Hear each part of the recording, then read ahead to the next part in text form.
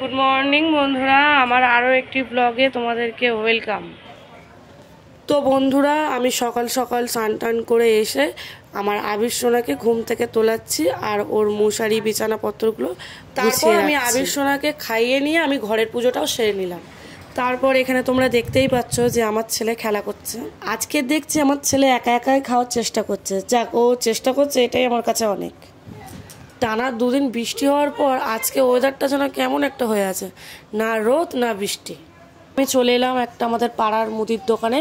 তো কিছু আমার কেনাকাটির ছিল, ওই জন্য আমি স্নান করার জল দিয়েছি। স্নান তো দূরে যাক, ও তো এখন জল নিয়ে খেলতেই ব্যস্ত।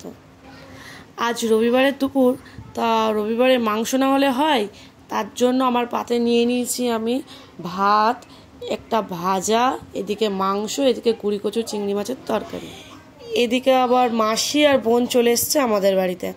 আমরা মাসিদের সাথে কিছু গল্প করছিলাম আর বোন নিজের কাজ নিয়ে কিছু ব্যস্ত ছিল। কি পরীক্ষা টরীক্ষা দিয়েছে সেই সব নিয়েই ও প্রশ্ন কালেক্ট করছিল। আর ও কিন্তু ক্যামেরা দেখে একটু লজ্জায় পেয়ে গেছিল।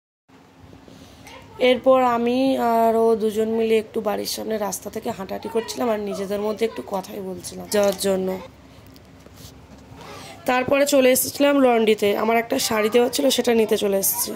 চলে এলাম ফুচকার দোকানে ফুচকা নেওয়ার জন্য, কিন্তু ফুচকার দোকানে অনেকটাই ভিড় ছিল, এই কারণে বাড়িতে চলে আসার পর আমি আর বোন বাড়িতে বসে ফুচকা খাচ্ছিলাম আর একটু কথা বলছিলাম।